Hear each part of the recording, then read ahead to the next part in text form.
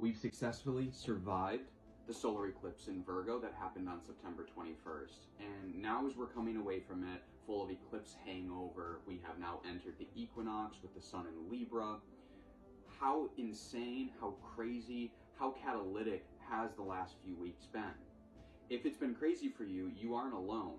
Solar eclipses are known to course correct us. We are course correcting to our highest timeline if you are doing the spiritual work. If you aren't doing the spiritual work, sometimes it just seems like life is just happening to you instead of you happening to life. But all things to say, even when you're on the spiritual journey, sometimes these eclipse portals can still feel like life is happening to you. And the reason that life is happening to you during these eclipse portals is because you are being redirected. You are being shown something. And I think that we as humans sometimes belittle feeling bored or feeling the extremes of emotions that push us to take action into things.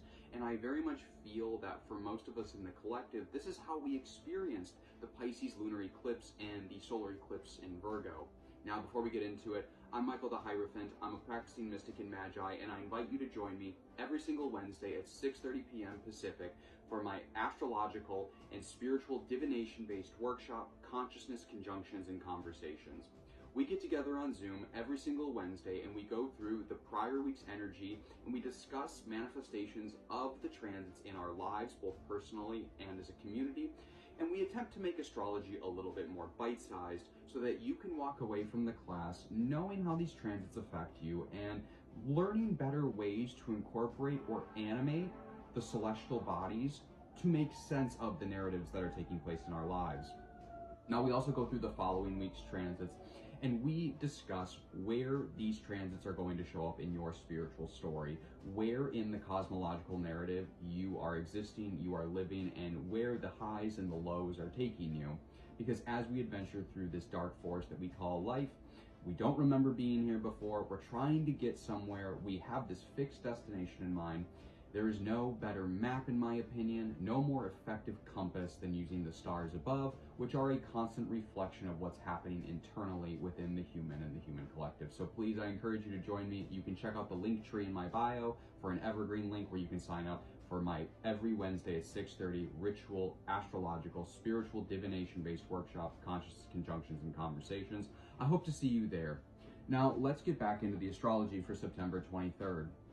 Now, as of September 22nd, the sun has entered Libra, and I think that this is probably one of the most important aspects that's happening, and kind of, since we're at the beginning of Libra season, it's important to get out ahead of this and sort of address how the sun is behaving in the sign of Libra, regardless of where it sits in your chart. Now, the sun represents our ego, it's our vitality, it's our core essence of self. Sometimes an easy way to examine and articulate the sun in a more mundane sense is wherever the sun is transiting in the zodiacal chart per the day that you are thinking about it. So today, September 22nd, for example, the sun is who you are on your current timeline. So when the sun makes aspects and oppositions, it's essentially, either expansions or difficulties or conflicts that have to do with your sense of self and the development of that sense of self, where you're going in this journey that we call life. Now, the sun is in its fall in Libra. Now, there's some more traditional reasons that the sun is in fall. So for example, one of the more traditional reasons is, when do we begin to lose daylight? When do we, and especially because of daylight savings time, which is terrible, but even prior to daylight savings time, what part of the year does the darkness begin to equal out to the light that's provided during the day? Now, we can actually think about Libra thematically based off of that little quality right there, because Libra is represented by the scales. Librans tend to be a little bit fixated with justice, social justice, emotional justice, it doesn't really matter. And Librans are very focused on relational issues. If you actually look at Libra qualitatively, Librans are essentially living their lives looking outwards to everyone around them in their community and their circle. So when you think about the sun being in the sign of Libra, the sun is your core essence, it's your core vitality. And it being in the sign of Libra, it's essentially like your focus during Libra season, your core essence, your ego of self, becomes very fixated on other people. And you're not just fixated on other people in some sort of negative quality. Libra is about balancing. It's the balancing act. So if you are out of balance with your community, with your relationships, with your friendships, this is going to really show. If your relationships or community is out of balance with what you offer, then that's going to be an inverse relationship there. So that's one of the big things that's happening on September 23rd is we have the sun at 1 degree of Libra. And so I would really look for September 22nd and 23rd. What comes up thematically during those days is going to be a little bit of a flash forward, a sneak peek as to what your Libra season is going to be about, because beginning and endings of signs always, again, begin chapters and end chapters. And so we are beginning a Libran chapter where we are refocusing our essence and core self on our relational balance with other people, with our communities, and what we have to offer in terms of service and how we can equate and deliver justice in a Libran Venetian way. Now, the sun is actually opposite Neptune right now, and arguably the sun is opposite Saturn, but again, if the sun were directly opposite Saturn, it would still be in the sign of Virgo, making that direct opposition to Saturn and Pisces, whereas right now we have the sun at 1 degree Libra, and Neptune is at like 50, what's Neptune at here? Neptune's at 44 minutes right now, so just under that 1 degree mark. So technically that opposition is happening between the sun in Libra and Neptune retrograde in Aries.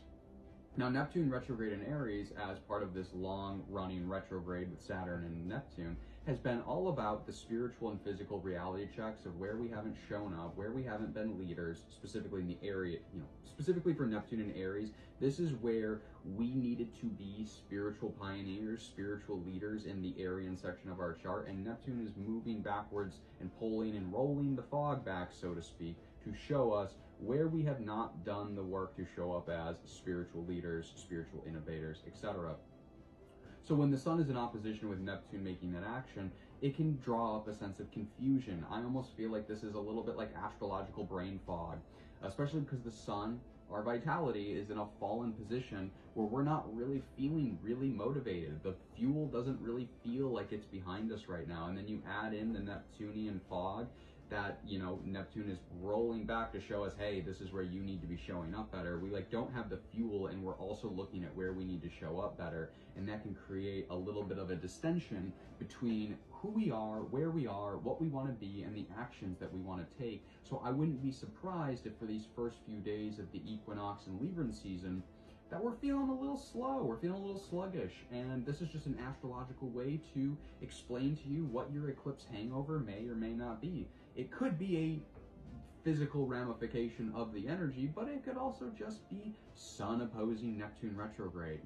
Now, another aspect that we have forming over this time is, and it's going to perfect actually on Wednesday, the 24th, but we're definitely feeling it. You're feeling it today on the 22nd. I felt it yesterday on the 21st because it's a powerful aspect.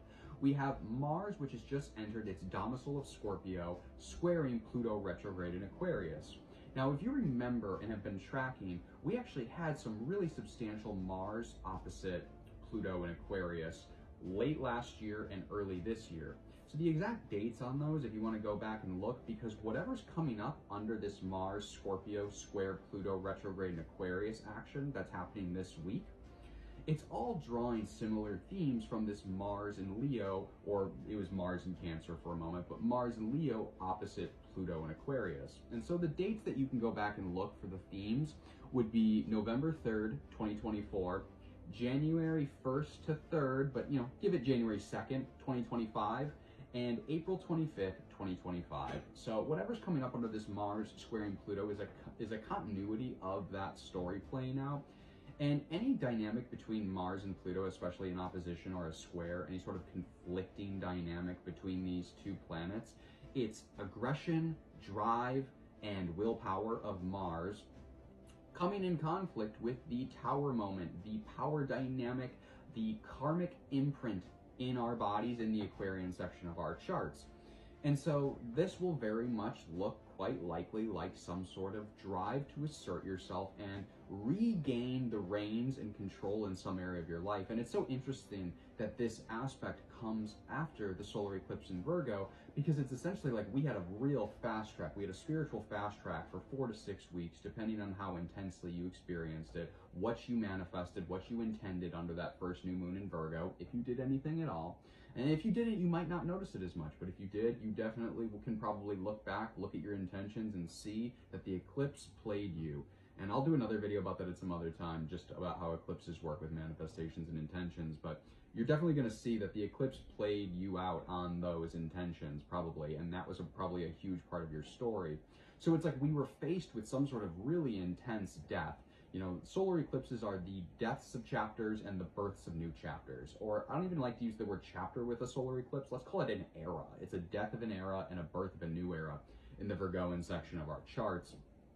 And with it being at the 29th degree, which it was a culmination of the Virgoan section of our chart. So it's like we learned something about how we approach our work, how we approach our rituals, routines, all Virgoan things, how we approach our practical work application in this life. And now it's changed how we perceive ourselves. It's changed something fundamentally in how we perceive ourselves, which then comes full blown with Mars square Pluto, where suddenly Mars is in Scorpio. Mars wants to look around, play detective. Mars is ambitious to figure out what is not working. And that is the simplest way to understand Mars in Scorpio, regardless of where it falls in your chart. 1st, 4th, 7th, 10th, doesn't matter. When Mars is transiting Scorpio, Mars wants to look at that area of your life and say, what is not working here and what do we need to flip the script on? Not like slowly, we're going to flip the script real quick.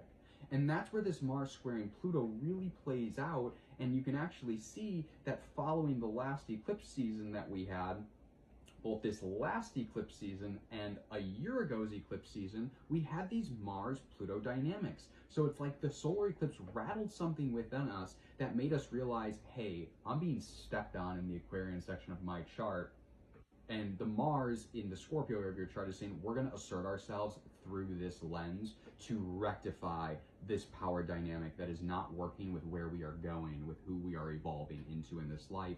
And as a culmination point from the events that happened over the duration of the eclipse portal. Now, to say that this is going to like be done as soon as Mars squaring Pluto is out of that 3-degree orbit would be wrong, because we're going to continue to see the manifestation of the solar eclipse over the Libran season, because again, our attention is now moved from practical methodology and strategy and action of Virgo, you know, making sure the ritual is done A, B, C, D to completion. We've hyper-focused on what isn't working and what needs work, and now we take action on it. And that's what's happening in Libra season, because Libra season is all about balance, if you remember. So again, our focus, our sense of vitality, our sense of core essence and self is going to be very fixated on rectifying what we took from the Virgoan section. And especially with that solar eclipse in Virgo, we had a complete death of an era of some sort of way that we were living in our practicality, in our sustainability, in our rituals and routines. And now we need to pull it back, and we need to say, that's not working, but this is. That's not working, but this is. We're going to balance the scales in Libra season. So if you enjoyed these spiritual and astrological narratives, I encourage you to join my workshop. You can check out the link in my bio. I won't repitch it here since we're already on the long end of this video. I hope to see you in class, and if I don't see you in class, I'll see you in the next video. Have a great rest of your Monday.